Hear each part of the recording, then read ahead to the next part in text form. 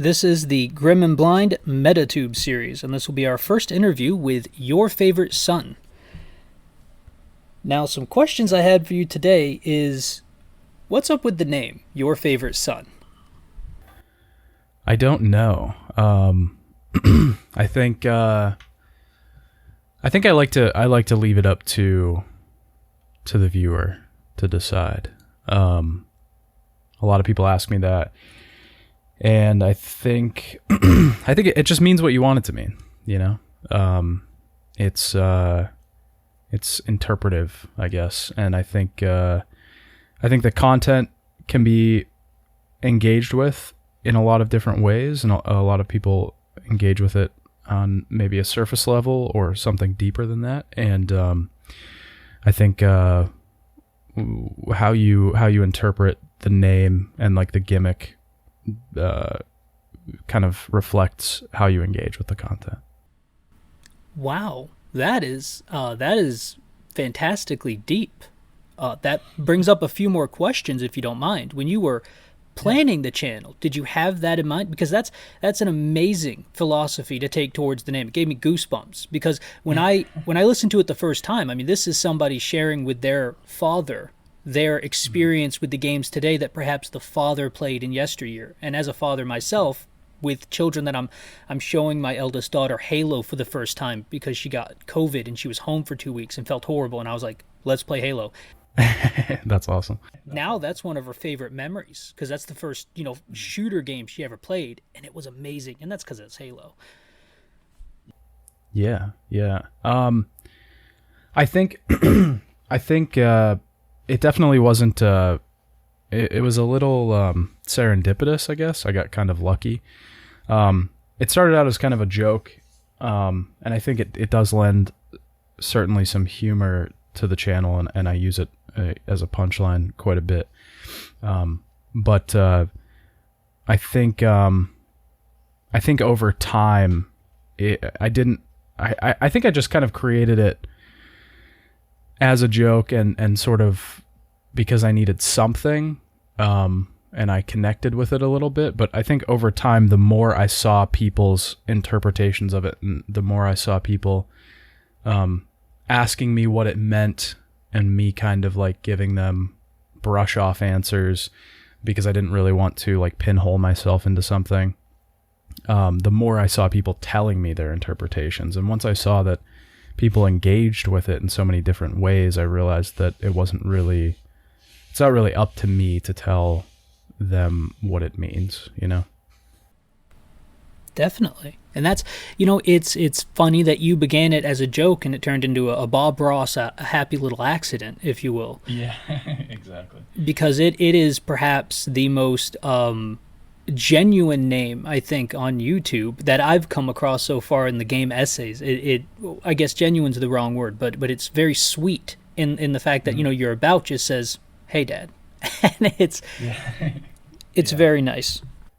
Yeah, it's I think that's I mean, if you watch most of my videos, I don't really tend to, I think for the most part, my channel tends to lean towards like talking about games that I genuinely enjoy.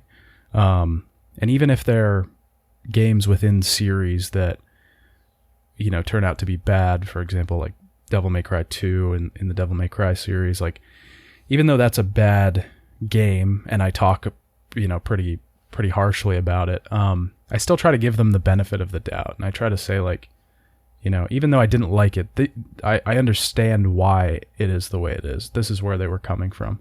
So I kind of trend towards like, I never want to be the guy that's like churning out content, seeking out games that I hate and talking about why I hate them. I think I just don't want to do that. I don't want to be that guy, and I don't like that kind of content. I feel like it's really it's in poor spirit, in my opinion. For me, at least. Other people find enjoyment in it. A lot of people find enjoyment in it. But yeah, so that kind of fits in with the wholesome narrative, I guess.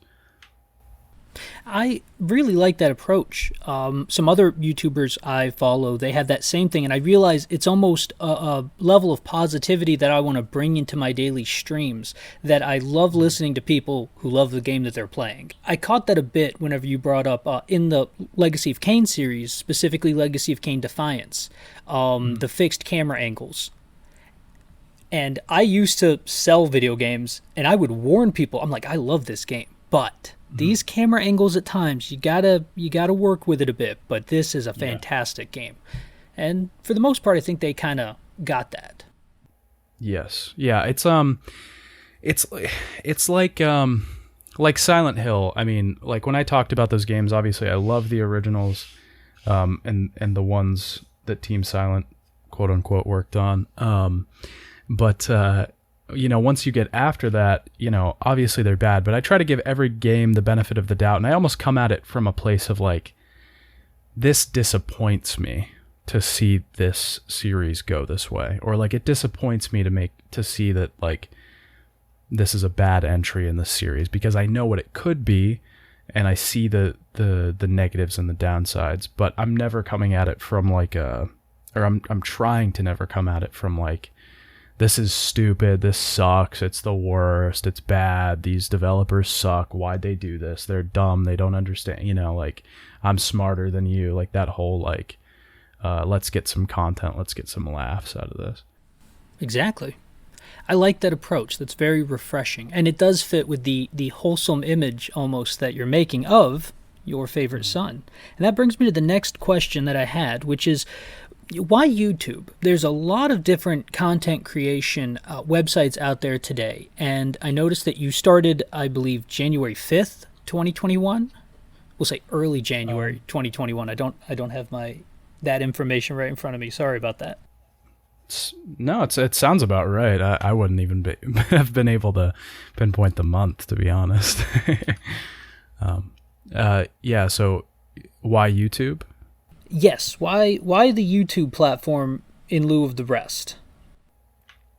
I don't know. That's actually a good question. I feel like the choice, that choice that a lot of us make is really autonomous, a lot of the time. And I guess I never really did reflect on it, but I guess, I've kind of had an infatuation for YouTube my whole life, or at least, since I was 12 or 13. It's like everybody hates it. We all hate it. We all complain about it. And it sucks, and they're bad, and they do bad things. But it's kind of special when you dig through and you find, a creator or a gem, and you get to follow them throughout their sort of career. Or when you see somebody become successful, or when you find some niche type of content that nobody else is making. So it has this like, it almost has this like appeal, where, you do have to dig, and you do have to find something, but because you have to dig, it's like rewarding when you do find something that's really special. And I think that, even though YouTube has become so like commercialized, there is still this element of like, there's these gems in the rocks that we can find. And I don't know. I at the same time also, like, what else is really out there? Vimeo, like, nothing like streamable, like nothing crazy. There's Twitch, but you have to be, less curated content oriented to be super into that. So I think it was just kind of like a natural decision that, yeah. I don't know if that answered your question. Oh, it definitely did. It makes total sense. I get the same feeling with YouTube, with the gems. My absolute hands down favorite YouTubers, one of them got 200 subscribers, one of them got like 26. And I will drop everything when they put up content. It's just, and that's just a personal preference. Not to say you're not my favorite YouTuber. You're definitely top 10. Yeah, how dare you? Yeah, no, I get that too. There's there's a guy in the scene, in like the long form analysis scene, that his name is Tetramorre, and I've never actually. Oh, fantastic! I've listened to his Universal Paperclips video. Oh my God, so good, so good. That video is so good. He makes some of the best essays on YouTube. And he only has like 2K. I think, I started watching him before he even had like monetization. He was like, below 1K or something. He has easily the best video on Metal Gear Solid 5 that's out there. He just makes fantastic content, but he just hasn't really blown up yet. There's just so many of them out there, and it's not easy to get past the algorithm to find these people, but when you do, it's like, okay, I like this. This is awesome. Fantastic. That actually ties into a question I have much later on, but we will return to this. And then specifically, why games? So I think I have this like theory about games that they're inherently more personal than any other medium that exists. And I have a video that I'm sort of working on in the background that I hope to. It's like a big project that I hope to finish by the end of this year. That is going to that's going to be the whole thesis, but video games are inherently more personal than any sort of other medium because you have to engage with them so physically and so and with like multiple senses, and there's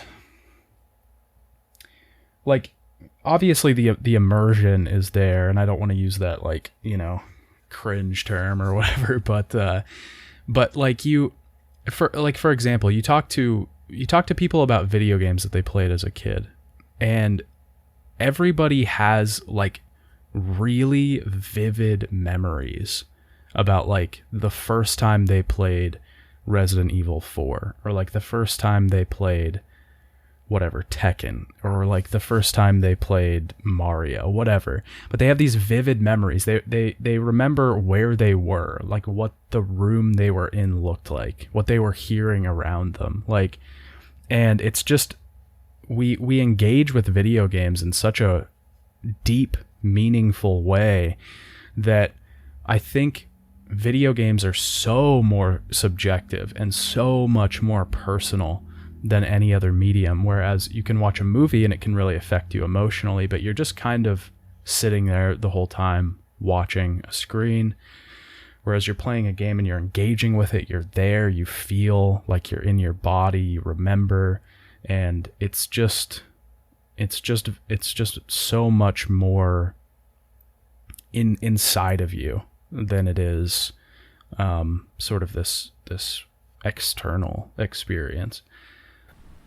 That is excellent. That is an amazing answer, and I fully agree. That's the idea of connecting with The Last of Us Joel and being in his shoes and moving through that experience is perhaps one of my favorite gaming memories ever. And I would love to do a Last of Us video one day myself, but it's, that's next level. Yeah, it's, I don't know, and because that's so personal, I feel like it's there's room to be able to talk about these games that have had personal effects on myself and sort of what they mean to me and my interpretation. I also feel like because it's more personal, games are more interpretive, and they're more there's just a lot more there than in my opinion. And they're also longer. They're, you know, all this other stuff. But yeah, and I've just always, video games have just always been around. Like a lot of other people, you know, there's probably not a year in my life, or, you know, 2-3 months in my life that I haven't played video games, you know. Yeah, and I tell my daughters all the time, they want to watch YouTube on the tablet, and I'm like, you have look at all of these games. Oh, this would be the most amazing game library, but they're interested in makeup now. So, have you ever done content creation before now? I did. I think I talked about this in somebody once in another interview that I did, but I did. I had some Let's Plays when I was a kid, when I was like 13, 14 maybe. I made some it was like I made a Let's Play series on Legend of Grimrock, I believe. Because I was really I was really obsessed with that game at the time, and I had a laptop that I was doing all my PC gaming on. I had just gotten into like the idea of PC gaming, and that was like really the only thing that it could run. So I did a Let's Play on that, and then I did, of course, some Minecraft Let's Plays.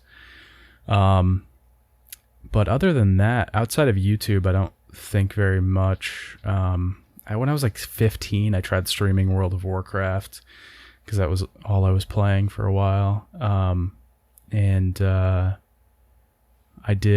I've done audiobook narration in the past for a bit, for like a year. Nothing too much outside of that. Excellent. That's actually why I asked, was in your first video, which we're coming up on, which is the 13 Sentinels video, you had an extremely professional looking microphone, and that's the first thing I saw, and I was like, that microphone is not the average Joe's microphone. I have to ask about that. That's probably from the audiobooks? Yeah. Yes, I was, when I did my first video, I was doing freelance audiobook narration. It was bringing in a decent amount of money, so I bought a Shure microphone to get some better quality and sound dampening and stuff like that. And I guess I never really thought about that. It was like my first video. I have a fucking Shure SM7B in it. Yeah, it's like, whoa, okay, this is a professional YouTuber. This is his first video? Okay, this is a second channel, you know. Who are you? Yeah. Somewhere out there, you're Big Daddy, and then this is your favorite son. I don't know.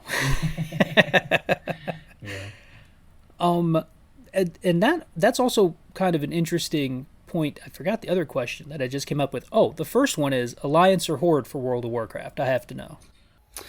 I'm cringe. I was always Alliance. Hey, there you go. I was a dwarf. I was Alliance dwarf. Okay, I didn't feel comfortable playing as anybody else, although I did play the Blood Elves. So I think because back in the day, didn't they have like weren't there like racial traits or something, or it was like easier to transport or something as Horde? I don't remember why people always picked Horde, but there was like something to do with it. It might have something to do with the transportation, but I couldn't honestly tell you. I just think it's that they had such a cool logo. You think so? Yeah. Maybe. It was an awesome Horde logo, and that thing was everywhere in my high school. Oh yeah. Yeah, I always played I played I think my biggest like first main when I really got into it was a Draenei. No, it was a mage. It was I think it was Arcane Mage. That was when I was in high school, and then I played a Pandaren Hunter for a really long time. Oh, nice. Mists of Pandera. That's when I got out of WoW. I got out of it around the same time, right when Pandaria released, and I came back at the end of the expansion to come back with my guild and raid and get ready for Draenor. And then, so that's when I made the Pandaren Hunter. And I think I played that one. I think that stayed my main for like ever. I always played, Pandoran Hunter was like the most memey. Like everybody hated me because I was a hunter. Everybody hates hunters, and I was Pandaran. Everybody hates Pandaran. So it was like, yeah, it was great. Dwarf Hunter was the first class I ever started with. I said, I can have a pet. Done deal. Exactly, right? Yeah. Okay, so let's get on to the meat and potatoes. Not to mention, all this has been excellent so far. And thank you for taking the time out of your day to sit down with me and chat about all this.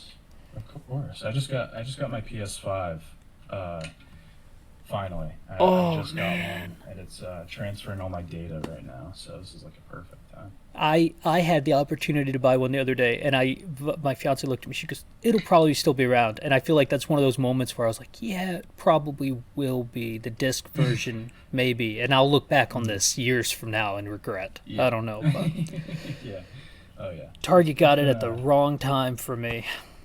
Yeah. It's been a long journey, but we're here. Well, congrats. Thank you. So 13 Sentinels, that's the first video you made. What was it that I think the video speaks for itself and what attracted you to the game, which was amazing, by the way. Thank you. But what made you want to make that video? So I tell a lot of people this, but one of my biggest inspirations is on YouTube is Action Button Reviews, Tim Rogers. When I started, I was like watching a lot of his content. I was like really incredibly obsessed with his content, and he was so in depth and comprehensive with everything he did that I was like, I want to do something like that. But I was playing Persona a lot at the time. And so I was like, you know what? I'm going to do that with Shin Megami Tensei. That's going to be my first series. I'm going to make a huge comprehensive video I'm going to talk about every single Shin Megami Tensei game in one video. And it was the most ambitious project that you could ever possibly take on as a first video. And so I played, cause there's I made a whole spreadsheet with all of the games and how long they would take to beat and what console they were on and what I would need to do to get footage and all this stuff. And there was like 50 some games total.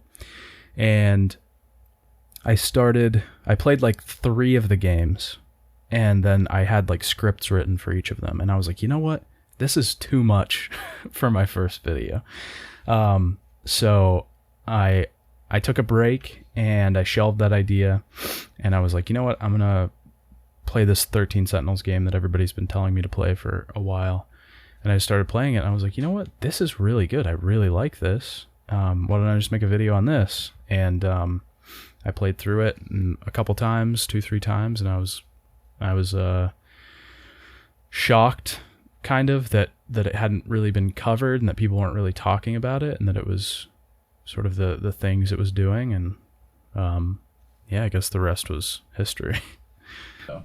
Excellent. And I mean, that Shin Megami Tensei is now I think everyone has that when they play Persona 5. I had that exact same idea, and that's what got me interested in content creation, and I have thusly switched on other projects. But are we going to see some Digital Devil Saga in the future?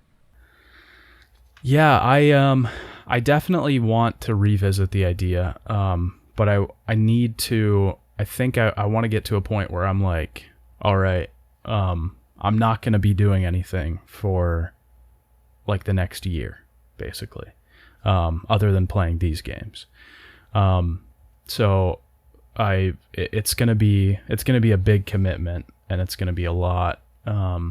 So I'm just sort of, it's in the back of my mind. It's definitely back there. It's going to happen. It'll probably be a bit. Gotcha. The speaking of content, the Legacy of Kain video was, I think, the first one that really exploded on your channel, but there may have been other videos on there. I'm not sure if there were any that may have been removed or something. Did you happen to remove any content previously, or is all the stuff you put up still there? That's a strange question. No, I could there's- edit this out as well. No, no, that's fine. That's fine. Yeah, there's 4 videos that I unlisted. I think they're all in playlists, so you can still watch them if you like really want to. And the playlists are on the channel. But they just didn't really fit with like I think the vibe that I was going for with the channel, and sort of it just didn't look clean to me. You know, I didn't like the way it looked and I'm very, very like strict about that kind of thing. There were also a couple that I wasn't really super proud of in general, with the production value. Like there was a lot of shots that were out of focus and things like that. Like in particular, the second video I did after 13 Sentinels was a video on Concrete Genie, which was this like PlayStation exclusive kids game. That one didn't do very well, mostly because people don't give a shit about Concrete Genie. It was also just terribly shot. I look awful in it, because it was like a really stressful time in my life, and my hair was dyed blonde, but it was like the roots were coming in, and I was just like figuring out how to do lighting, so like my lighting looks terrible, and it was just really bad. So I enlisted that one, and then there were a couple, like 3 other short video essays that I did: distractions in video games, anxiety in video games, and the lost art of video game instruction manuals. Very cool. I have seen those in playlists, but I have yet to watch them because I've been working through your main entries in the videos section. So I will have to return to those. Yeah, they were the goal of the channel previous to like Legacy of Kain and stuff like that was work on making them better. Like work on getting better at editing, script writing, shooting, getting footage, like all that stuff. I was really trying to, I was working up to making these huge, massive videos. But I just didn't have the experience with the process and actually producing videos. So I was trying to get, just sort of take these little ideas and like throw them out there so I could get some experience and work on some stuff. That brings up the next question, which is, and I promise this is my first interview. I will probably learn how to do that more naturally as time goes on. The Legacy of Kain seems to have definitely blown up, and it seems that almost caused a shift in the channel, if you will. It feels different than the 3 videos that precede it in your channel. I wanted to ask, like, what's it like to put a video out there that just, like, were you expecting this to be big? Because it's a hefty video. So, at the time I made it, I was, I don't remember the exact numbers anymore. I think I had 100. No, I had 50 subscribers. I had 50 subscribers. Yeah. I had 50 subscribers, and I had like maybe a total of 1,000 views or something like that, across all 6-7 videos that I had made. I think my highest viewed video was 13 Sentinels, and it was like 200 views. And so when I made it, I knew, like, this sounds like so pompous, but like, I knew I was making something that was good. Like I knew, I was like, okay, this is my project. Like I had been working up to this video forever because I wanted to make a video on Legacy of Kain for so long, and I wanted to do the series justice, and I put so much time and effort into it, and I did my research. I felt like I had a good handle, or like a decent handle on video editing. I knew that there was like a hole for this content because I had like interacted with the Legacy of Kain fan base, and they were so passionate and so like resolute. And so I knew like this is like the perfect thing. Like I have this thing, it's perfect. But I just didn't know. In my head, I thought if this video gets like 5,000 views, I'll be super, super happy. I'll be super happy.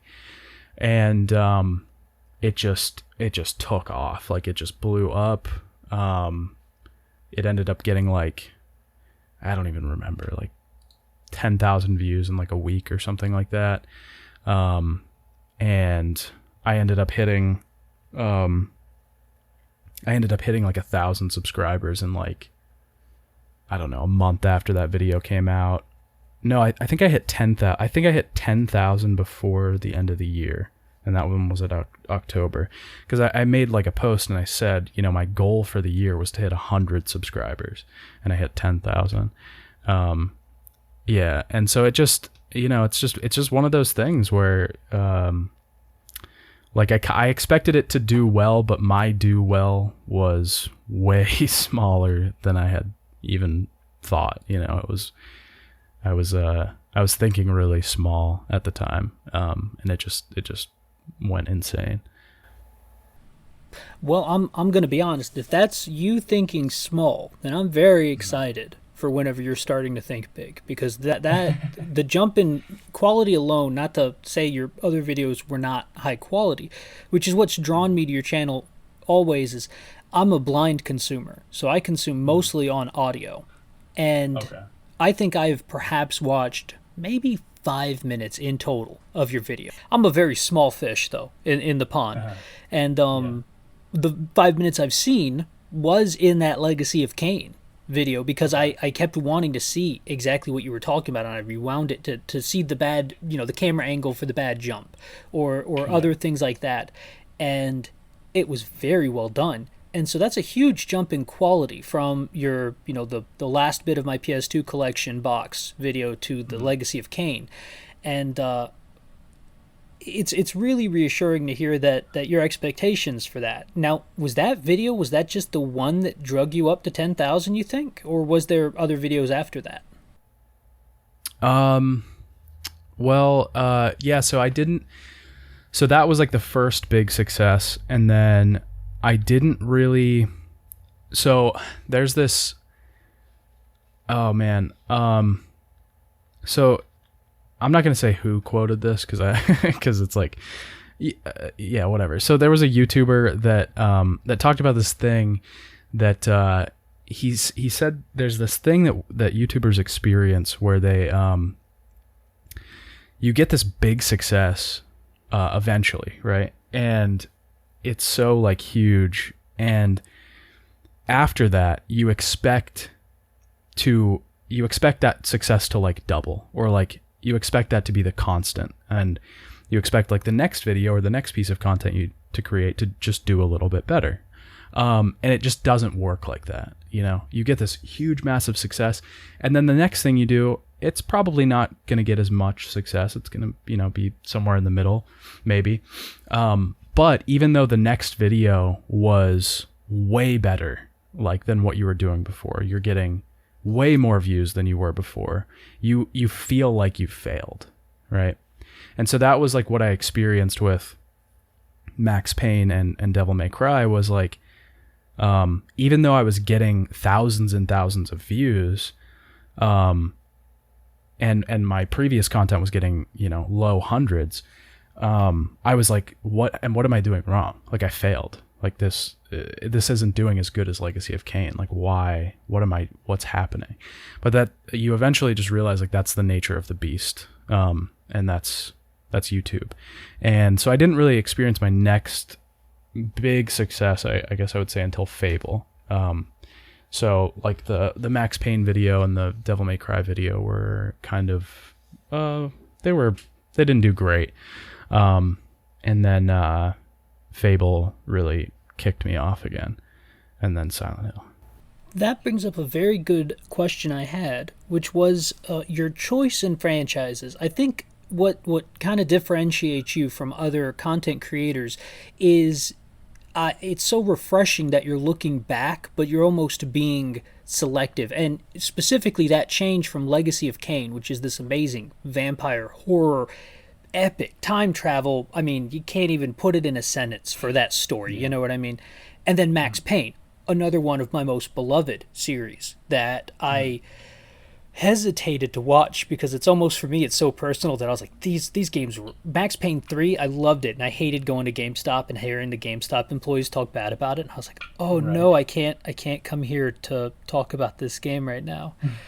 But what was the decision to go to Max Payne as your next franchise?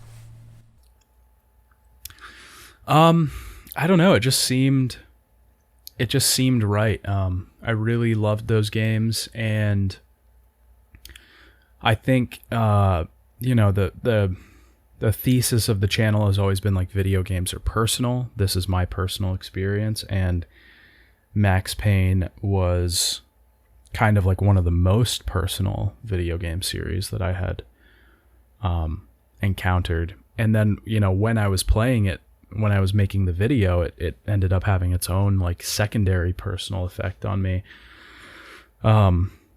in like the present day.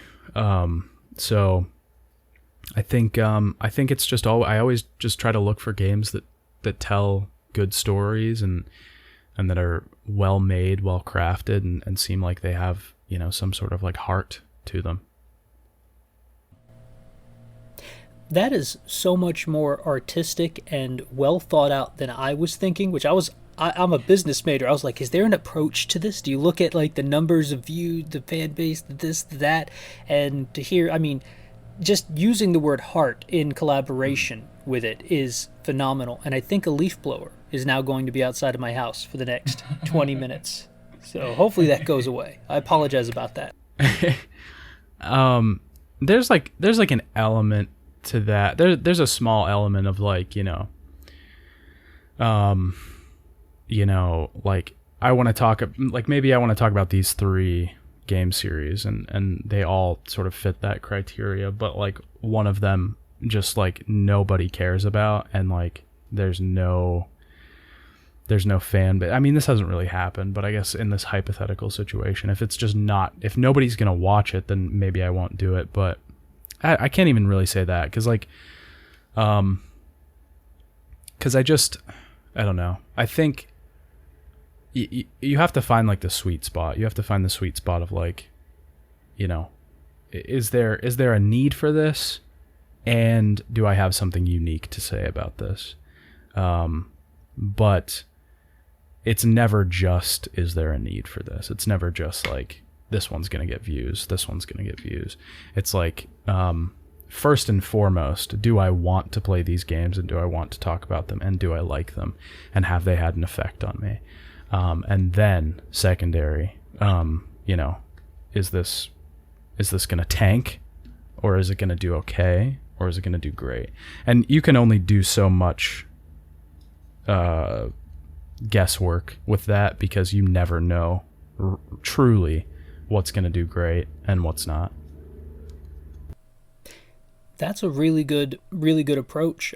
And I say from the business perspective earlier because of my business background, but whenever I chose my first project to do, it was totally a game I owned as a kid, and that I haven't seen, a lot of great retrospectives about, and I wanted to talk about it more. So I can totally get that.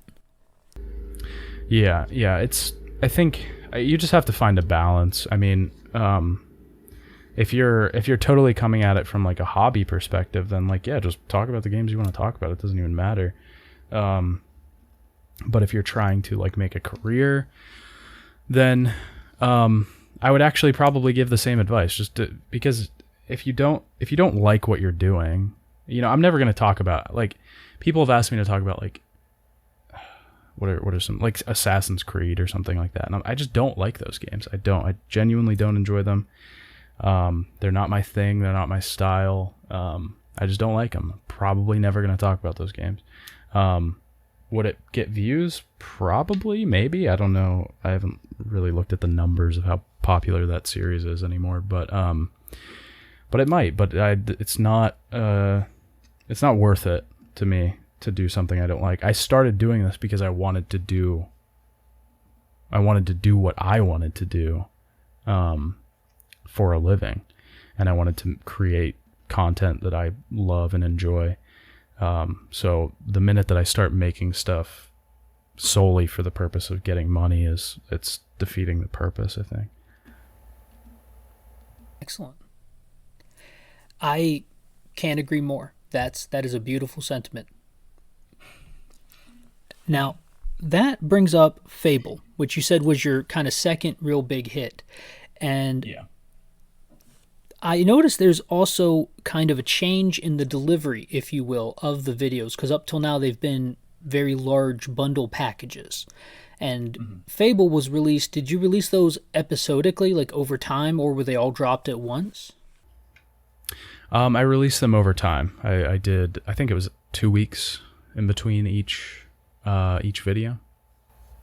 What was the I guess the force behind that decision to move the model, if you will?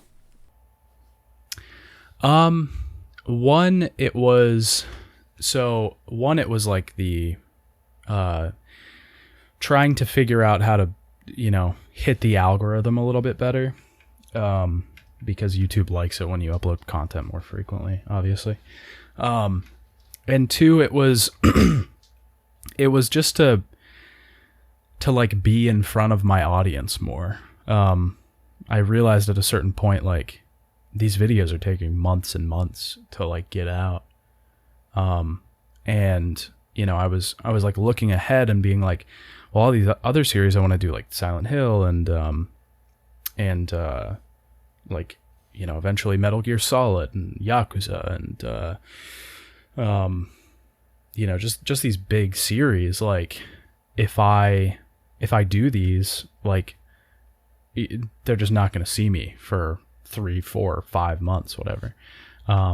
So, and I also didn't want to have to rush to finish a video because, like, the channel was on a decline, like I didn't want to have to be like, okay, well, I have two games left in the series, but like all the other videos aren't getting like any views because I haven't uploaded in 2 months. So I want to really, really finish these ones fast so I can get the video out and then, blah, blah, like that. So I just figured if I'm uploading like weekly or bi-weekly, then I'll be able to deliver a more consistent, steady flow of content, and people can see these videos more regularly without having to wait months and months to see what I'm doing or what I'm working on. Wonderful. And I'm sorry, now there's an entire crew behind me, so I'm going to start intermittently muting myself just so I can keep you from being annoyed by all the droning. Now, Fable in particular was probably a very tough nut to crack, and I liked your approach to it. But with the decision system, if you will, how much like time did you spend figuring out that savior versus hood approach to it? Not too long. It came kind of natural. 'Cause if you've seen my videos, you'll know that like every series I try to create some sort of like framing or narrative device. I think the only one I didn't really do it, or I think I started doing it around like Devil May Cry, Fable era, but I kind of try to create like a unique format for the review and tailor that to each game. And I was just thinking about like, what's the easiest way to showcase like the fact that you're going to have different things happen on each playthrough. And I just figured it would be the easiest way to do that would be to make an ultra bad and like an ultra good character and show both short sort of stories from both perspectives, and then you'll be able to kind of see the difference between the two. Very cool. And a total side note is during those playthroughs, I actually found it quite charming when you did the hood character. You role played as that character. One of the things he said really stood out to me. You have to only look after yourself. And yes. That was very well done. I just to fan out for a minute. Excellent. Yeah, I like doing that with RPGs. I'm actually working on a video right now for an RPG that is not Yakuza that I'm gonna upload like in between some of the Yakuza videos to kind of like break them up since it's such a large series. And I'm kind of doing a similar thing where I like to like put myself in the shoes of, like, if you're listening to me talk about a game, like a role-playing game, what's the most personal thing I could do is, like, you know, tell it to you as if I am the character in the game, which is kind of what you're supposed to do in a role-playing game. Now, to jump from role-playing onto something a little bit more dangerous, if you will, let's talk about Silent Hill. That was an amazing run of videos. What was your mindset at whenever you wanted to even start approaching that? My mindset was, how am I going to get all of this footage? You know, what am I going to have to buy? Like, it was just so daunting.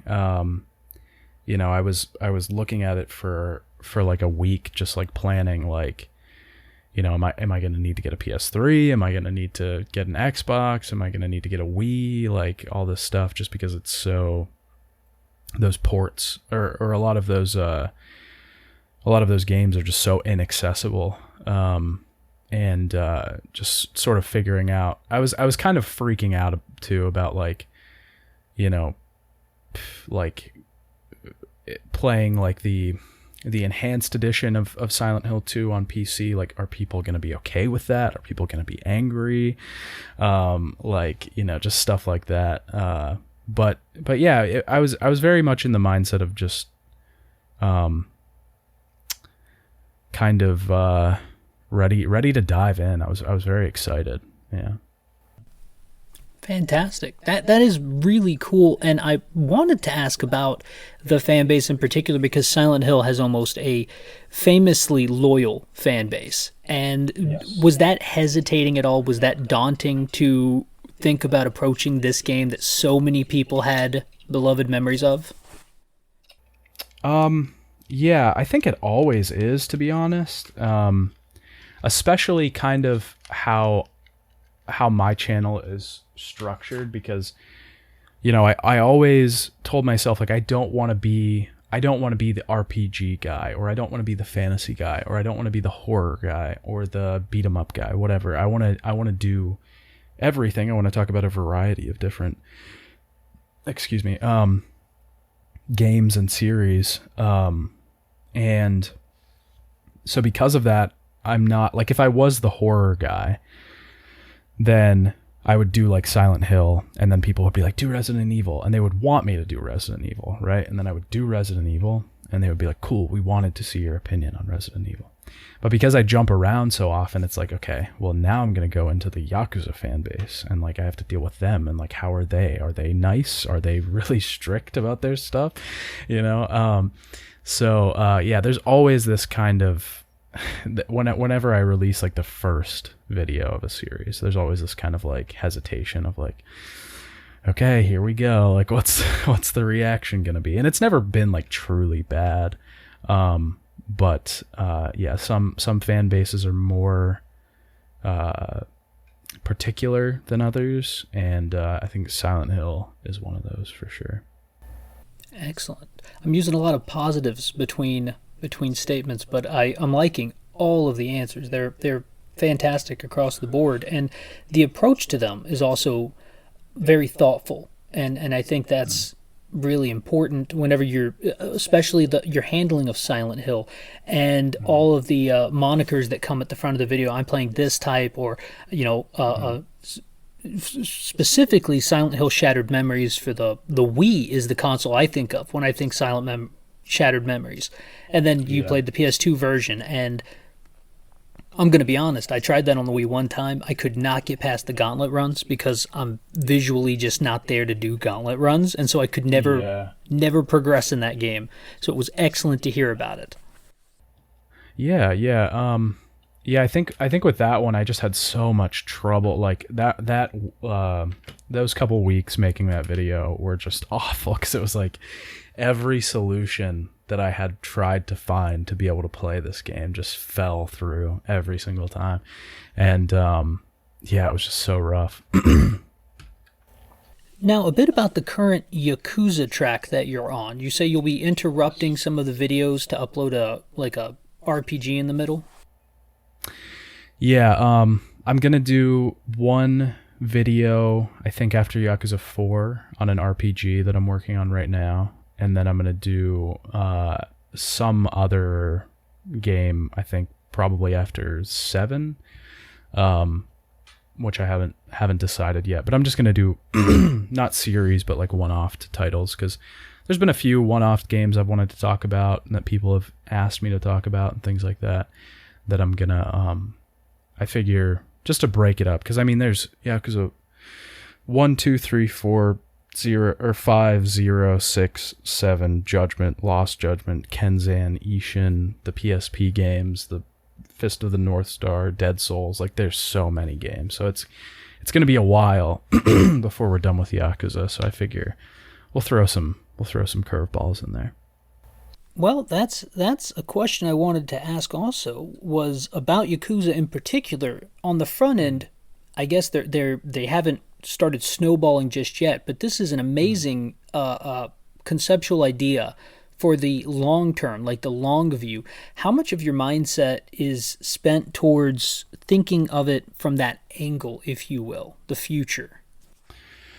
Not in the beginning. It was a lot, especially when like Legacy of Kain, Max Payne, and Devil May Cry. Like when after those videos came out, I would get really excited when there would be like news about those games, because I would be like, oh, maybe the videos will get more views now. Like, you know, like when Blood Omen got its GOG port, when I was making the video, I was like, oh cool, this is like perfect, like the news cycle or whatever, and like Max Payne remakes got announced and like all that stuff. But now I guess I don't really think about it too much. I mean, it'd be nice if, you know, something big happened and people found use in the videos, and went back and watched them. But I don't think about it too much. I think it would be nice to have like a lot of different series covered. Whereas, like, you know, when the new Fable game comes out, I can cover that, you know, because I've sort of set myself up for that. Or if a new Silent Hill game comes out, I can, you know, cover that. Or Yakuza or Devil May Cry or Max Payne or Legacy of Kain or any of those. But I don't think it factors in too much. Very cool. And that brings up an interesting point I didn't even know I was asking about, which is what happens when other games in the series are released and you'll just add them to the library, which is very cool. What does the future... Oh, sorry, son. What were you saying? I was just going to say, it'd be exciting. It'd be kind of nice to like be able to play like a new game, you know, to be like, oh, a new game came out that has some relevance to my channel, you know. Yeah, instead of which I love playing old games, and this whole like journey that I've went on has really gotten me away from like the mindset that a lot of like modern gamers have, which is like, if it's made before 2010, I'm not going to touch it. But you know, I'm very grateful and happy for that. But it would be nice to cover like a brand new game on my channel. Eventually, we'll get there. Speaking of your channel, what are you looking forward to? Like, let's just say in the next 6 months, what are some of the things you're hoping to cover? I think we got a little bit of that with the Yakuza, and then maybe some one-shots mixed in, which will be a very nice mix-up. Yeah, so Yakuza should be, I'm thinking, going till like September, somewhere around there. depending, because some of these games are long. The one shots are going to be fun. They're exciting. After that, I have next month, August. I'm not too sure when this video is coming out, but in August I have something small planned for longtime fans. That's a little bit of a surprise. I have an October video planned that I've been wanting to make for like 9 months now, but I've just been sort of waiting for Halloween season. I have the other project that I've been working on in the background for a really long time, which I'd like to get out before the end of the year as well. As far as series go, I'm not too sure. I don't like to think super far ahead. I try during like the production of maybe the last or second to last video, I start to look and I start to think about it and stuff. But if I get too ahead of myself, I'll lose my mind. So my next question was actually going to be your philosophy on content creation, but I think we pretty well covered that earlier. But if you would like kind of just concisely put it in one quick format for me. Well, asking me to do anything concise is a fool's errand. I've learned, but I'll try. I think. Be as long form as you'd like. I think it's really just about being as. And it's something I still like. It's my philosophy, but it's also a goal to attain, because sometimes, especially with content creation, I feel like it's really easy to lose your way at times. But I think being as personal as I possibly can, and making content that affects people in some way, just really not falling into the trap of like clickbaity, I guess, type stuff, to not falling into like trying to get views first and foremost, just making stuff that people that affects people, that it maybe changes the way they think about things or changes the way they look at things, and maybe makes their day a little better, I guess. Has doing the videos changed the way you approach any of these individual games? Sorry, that was my dog. Look. Chill. Sorry, can you ask that again? Oh, it's no problem. What's your dog's name? Louis. Louis. What kind of pupper is he?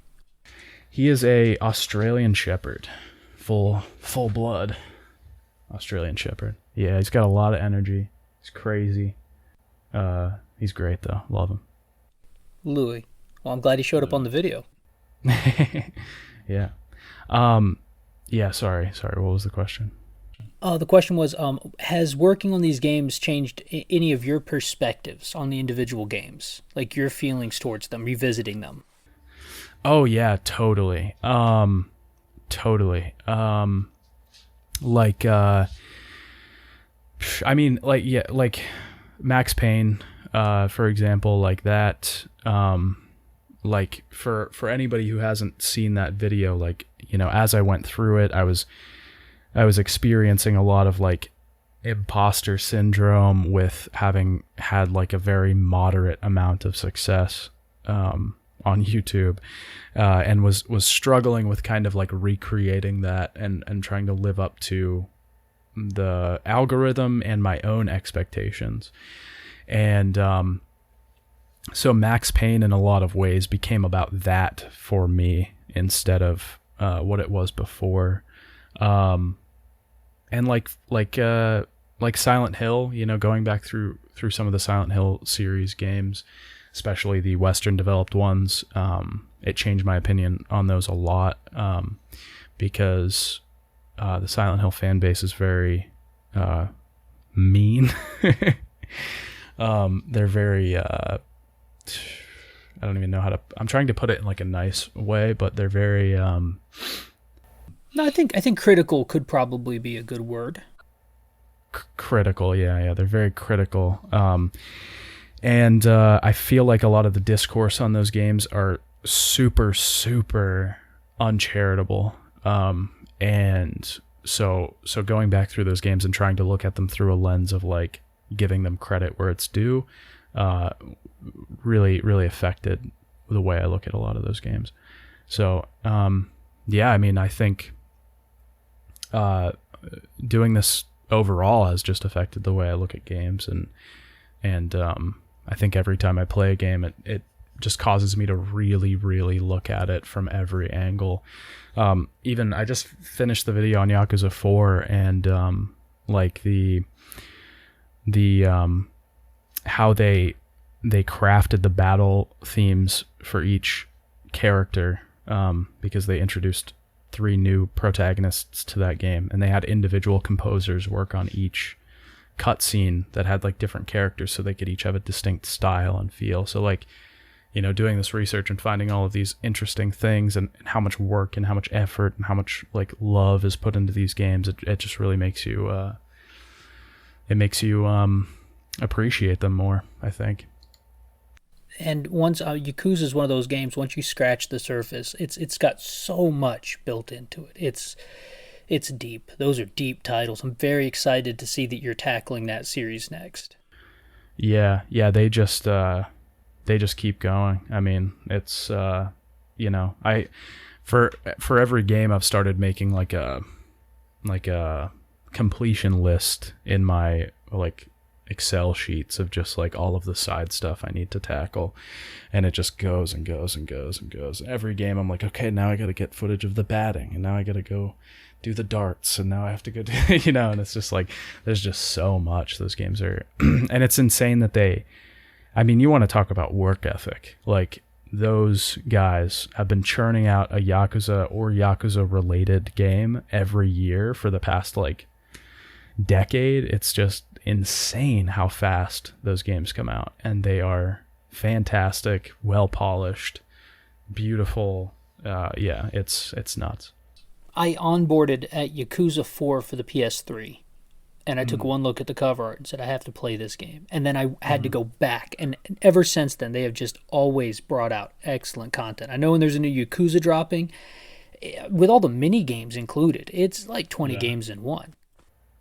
Exactly. That's like my whole thing about those games is they have everything you could ever want. Like, you don't like, there's just something for everyone. Like, there's an amazing story, there's amazing combat, and like, if you get bored of that, you know, it's almost like it's designed to keep you playing as long as you possibly can, because it's like, I don't want to do the story right now. Okay, I'll, you know, go do like the Coliseum. I don't feel like doing the Coliseum. Okay, I'll do darts or fishing or cabaret club. And then it's like, okay, I guess I'll go do some more of the story. And it's like, you don't ever need to stop playing Yakuza. You can just keep playing it. It's fantastic. I tried explaining to my fiance about Yakuza 0, and when I'm playing the game, I'm beating people up, and then I'm helping a man find a copy of a video game for his son, and then I'm shooting a commercial, and she goes, "What are you doing now?" I was like, "Yeah, this is the same game you were fighting people in." Well, yeah, but it's yeah. It's the whole package. I think that's the best way to describe a Yakuza game, is it's the whole package. I think that's all the questions I had about video games, but if you have a little bit longer, I wanted to ask some questions about content creation in a meta way. Yeah, for sure. Yeah. How much, I guess, what is your approach to picking like a new game title or series to work on? And like, let's just say you've decided to do Yakuza for the first time, and you're approaching Yakuza 1, and you sit down, like, where does Your Favorite Son start? What's your first thing? Yeah, so I actually, a lot of people have asked me this question and asked me to make like a video talking about it, and I actually started filming some stuff. I bought a GoPro because I thought it would be funny to like do kind of like a day in the life thing, but it's a GoPro, so you're looking at it through my point of view. So I think I'm going to do that to sort of give like a good or funny idea of what the process of making one of these videos is like. But yeah, when I start, I just start with research. And I look into like, you know, how available are all these games. I think that's like the first thing. Because I've been burned way too many times by like getting to a game and realizing like, oh, I can't even play this. I don't have the equipment to be able to access this game right now. I need to buy a PS3 or whatever. So I do that first and foremost, try to make sure the games are like accessible to me. And then I just start playing them. I start playing them and go through them as much as I possibly can, take notes, record terabytes of footage, and then I just go back through, write the script, edit, record, edit more. You mentioned something in there. You go back, you write the script, and that is such like a monumental step. So the first thing you do is you play the game, and then you write the script. So it's like it's not happening in tandem while you're playing. No, I used to do that. I used to write while I was playing, but I felt like that gave me like a weird tone where like I almost hadn't finished the game yet in like the first half of the script, like you could tell. So I finished the game. I finished the game first at least once, depending on what game it is and if I need to do multiple playthroughs. And then I take notes while I'm playing it of just like anything that really sticks out to me, or like if I have like sometimes I'll get like little lines in my head that I can think like, oh, that sounds good or whatever. Sometimes I'll write those down, or things I need to research more on, how systems work or mechanics. And then I'll go back and I'll watch back through all the footage, and write the script while I'm watching the footage, and kind of go do more research and find more articles and things like that. When you're on the case, let's say, I guess this is getting into your time allotment, if you will, because I guess I haven't asked if you're like full-time YouTube, not full-time, part-time, but I mean to say, like how many hours would you say you devote to this on a daily basis or weekly, if that makes it more comfortable for you? Geez, it's I don't even know how to begin to calculate that. I think it's probably more like how many hours don't I work on this. I am full-time, but yeah, it's like 90% of my life, I would say. Usually like once a week I'll go do something, whether it's like with friends or whoever or something, and 6-7 hours go to a show or go play putt or something. But outside of that, it's just I wake up, get coffee, drink some gamer. Oh, Louis. Get some gamer sups, sponsored. Your favorite song. But yeah, and then I just start working. I have like a big spreadsheet of what I need to do, like my to-do list and next tasks, and I go, and I'll usually take some breaks to like watch YouTube videos or podcasts for a little bit during the day, but then I just go until like midnight or 1 a.m, and then I go to sleep, and then I wake up and do the same thing. That is intense. Now, if Louis wasn't there, would you ever see the sunshine, or does Louis have to drag you out of the house twice a day? Yeah, he definitely does. I probably wouldn't. Yeah, he's a good. I think we're both good influences on each other. Because, yeah, if I didn't have him, I probably wouldn't go on walks or anything like that at all. Actually, all the other questions I had, we've already answered. In the last two I had was how you choose the games you do your franchises on, your franchise videos. And then the next one was what's next for your favorite son. And we've already kind of covered those. But you mentioned something earlier that I wanted to ask you about, which is you said whenever you were approaching the Legacy of Kain series, you interacted a lot with the fan base. Yes. What did that look like? Those people are insane. In a good way, right? Yes, in the best way possible. They are, I would say, so far out of all the fan bases that I've interacted with, because I didn't really interact with the Max Payne fan base at all, because it's not super existent. Maybe it is now with the announcements. And Devil May Cry didn't really either, which was probably a mistake on my part. But out of all of the fan bases I interacted with, I would say the Legacy of Kain people were the nicest. They are so helpful. They are so kind. And they are just insanely... The reason I say they're insane is because they're crazy. Like, they're crazy. Like, until a few months ago, when Square Enix sold off their Western developers, there was no chance of a Legacy of Kain game ever getting made. Like, that was just not going to happen. And they just keep going. Like there's projects to remake Blood Omen. There's the which I talked to the guy in the video about, that's heading that project.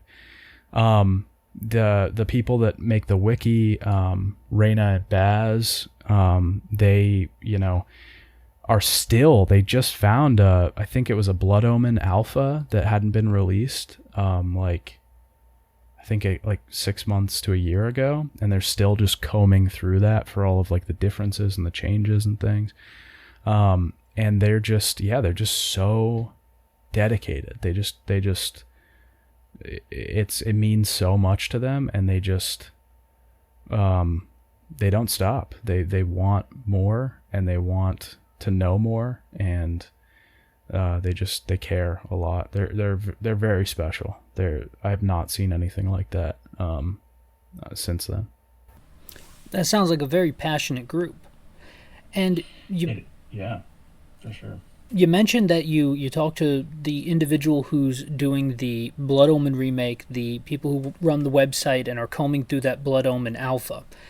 How many different sources? Like, when you say fan base, I think of you went to a Reddit page and you put out a blast to have people to ask questions to, but it feels like you did a lot of searching out these different groups and areas of influence in the subgenre that is the greater collective of Legacy of Kain.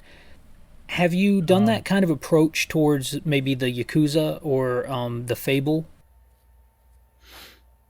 Yes. Yeah. So, I did that with Fable, Silent Hill. I'm going to be doing that with Yakuza. It's become an integral part of forming my thesis for the final essay. And the excuse me, the structure has sort of drastically changed in that now what I do is I play through these games, I develop my own opinions on each game individually, and then when I'm making the full retrospective, I talk to these people and I say, what is why is this special to you? What about this series makes this special to you? And that's why I started getting content creators involved as well, with Fable, I talked to the Salt Factory, who has, some of the biggest videos on Fable out there. And he, like those people that dedicate so much time to covering these series, like, I want to ask them as well, like, why is this special to you? And that sort of formulates, helps me like walk through my own thesis on these games. And so it's become a really big part of my structure and my format, because I realized that like there's a way to deliver what I want to say like through other people almost. Like if I can tell you why a game is special for a while, and then also invite these other people on, and they can tell you why it's special too. And so you're not just hearing it from me, you're realizing that this isn't just me this is affecting. There's a lot of other people involved. And I think that's a really important part of my sort of my format. Now, I might just edit this section out, to be totally blunt with you, but it's because of my failure to do my proper homework, and I feel like I got egg on my face a little bit. So let's take the Fable existence, if we will. Oh, you haven't heard what I have to say yet. It's pretty bad. So we did Fable 1, Fable 2, Fable 3. I listened to the videos, I loved them. Then Fable, the entire retrospective came up, and I said, I've already watched Fable 1, Fable 2, Fable 3. This is just obviously the combination of those 3 videos into one. I'm going to skip ahead to Silent Hill. And that's exactly what I did. How much did I miss out on? Yeah. A bit, yeah. Yeah, so what I do now is when I make like the individual videos, and then when I make the full retrospective, I add, an intro. I edit the videos down to like cut off the beginnings and ends where I'm saying like, this is what I'm going to be talking about today or whatever. And then I make like a new intro that says like this, I'm going to talk about this whole series, blah, blah, blah. And then I put the 1, 2, 3 video in there. And then at the end, I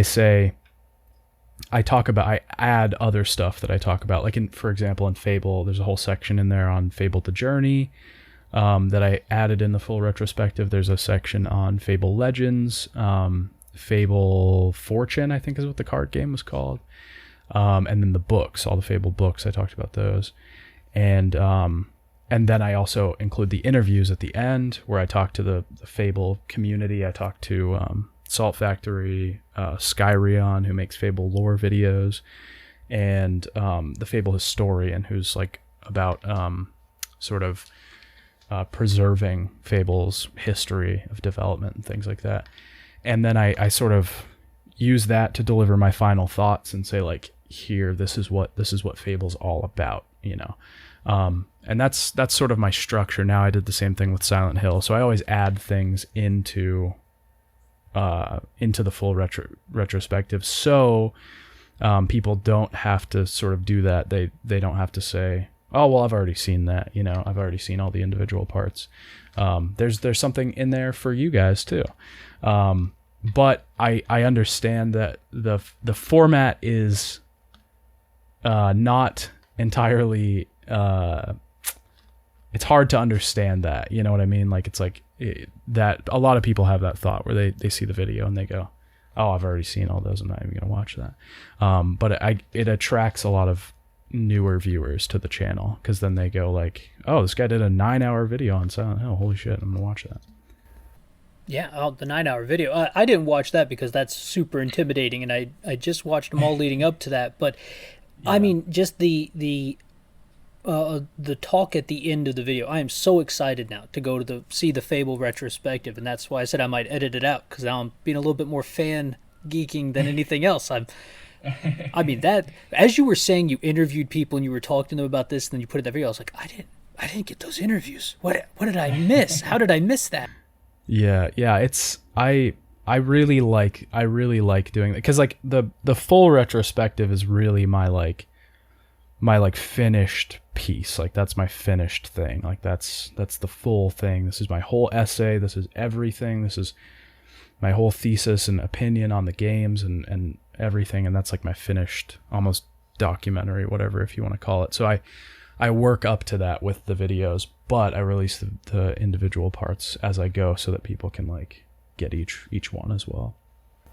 Well, now I'm re-excited to watch those retrospectives. It's going to be Awesome. very much looking forward to that. And that brings me to another thing, because I'm one of those individuals, I want everything in the kitchen sink, which is why I watched them individually, because I figured maybe if you combined them together, you might have cut some stuff to make it more concise, which is why I skipped those, and I should not have. But I hear that there are some Zack Snyder cuts of your work out there on a little-known website. Could you tell me a bit about those? There are.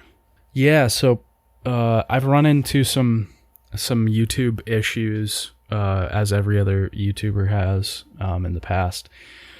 One of the biggest ones was Max Payne, and because YouTube would not let me use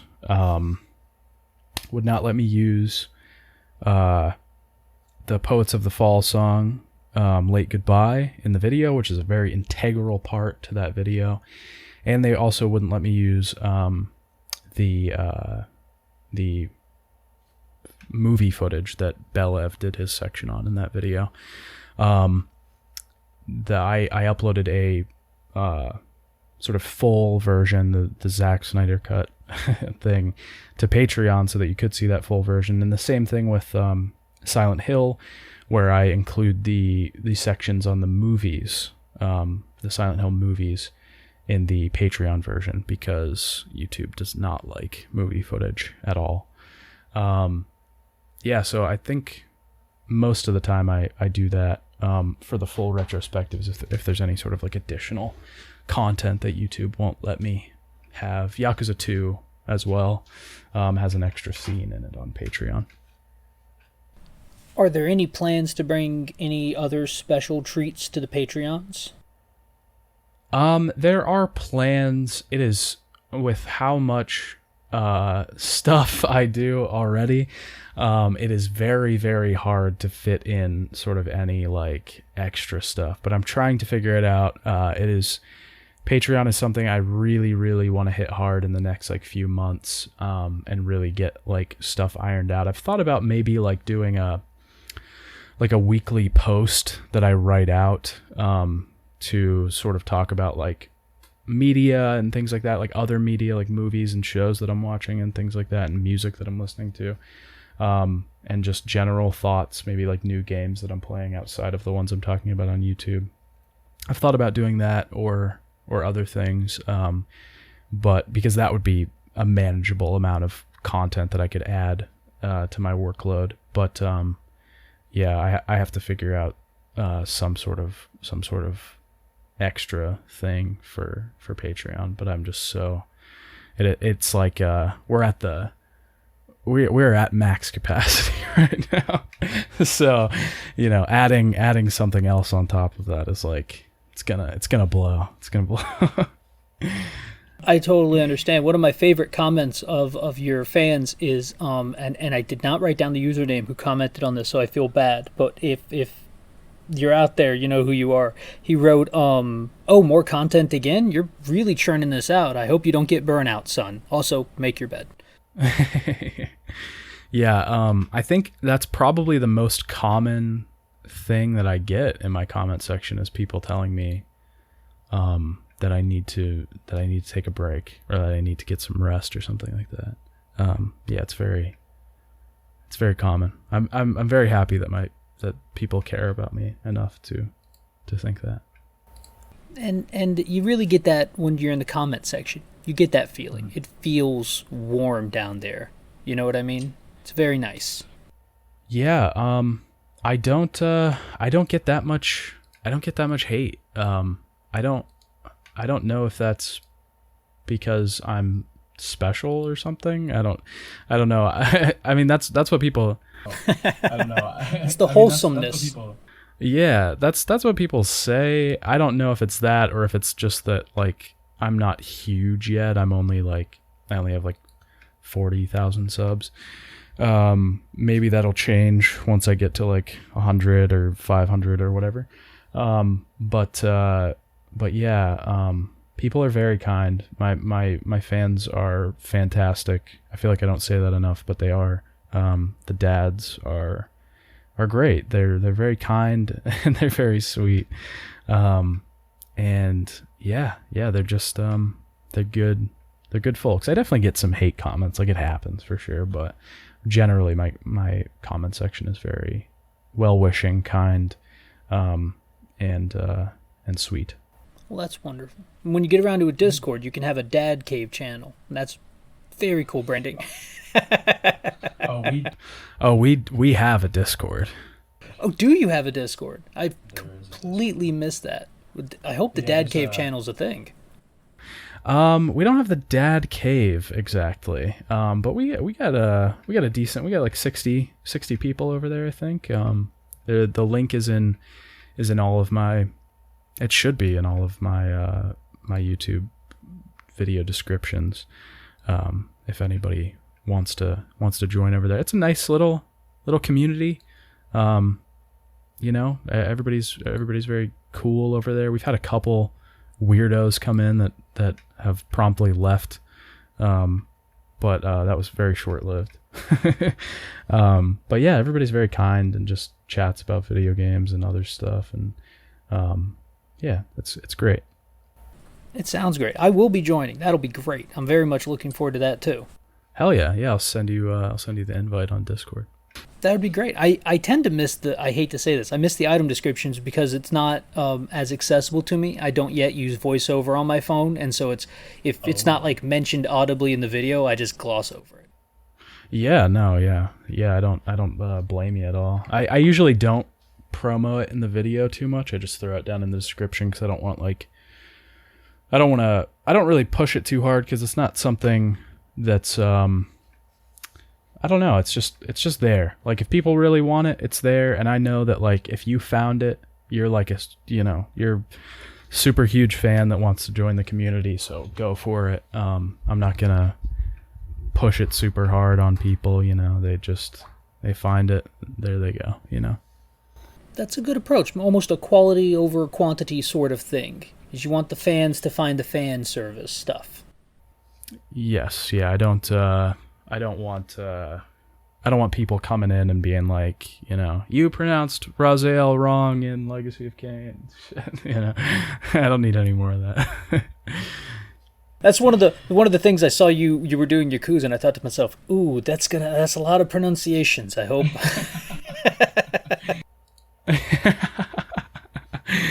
Yeah, I want to be the guy that's like known for pronouncing things wrong. Yeah, I took, I even said it in the video, like, I'm not the best with Japanese pronunciation. I'm not the best with English pronunciation. So, it's going to be a journey, but I've took quite a bit of time to try and get pronunciations right and things like that. So. And it really shows through in all the videos. I can't say that enough. The quality is just off the charts. I'm shocked that this is your first YouTube kind of foray, but it is good to hear that you did the audio narration beforehand, because that totally fits with how well the audio quality is consistently. Even when you're sitting on a table, it's great. Yeah, I had the good fortune of knowing a little bit about audio editing and things like that before starting the channel. Thank you so much for being here and being open to doing the interview with me. My first interview. Very excited about it. Yeah, of course. Thank you for choosing me as your honorary first guest. First guest. I just thought to myself, he has the best channel. He's going to be the greatest guy. And you just responded so quickly and so positively. It was really meant to be. It was very cool. Of course. Yeah, no problem. I have one last thing I'd like to pitch to you, actually. Mm-hmm. I remember earlier you said you got a GoPro, and you were going to do a day in the life of a son, if you will, and do your day. I did, yes. This could be for Patreon, and you need to do that day in the life, but from the perspective of Louis. That's just great stuff right there. That's a good idea. I think I might end up including that in the video. Now I'll have to strap it to his head for a couple minutes and throw some shots of that in the video now. That'd be really cool. it wouldn't be a very inventive life. He just lays there and then barks and then eats, and then we throw the ball for an hour, and then that's about it. Thank you so much for hanging out doing this. I'm going to stop the recording now. So I just want to say bye, everybody, and thank you for coming out to the Grim and Blind Metatube show.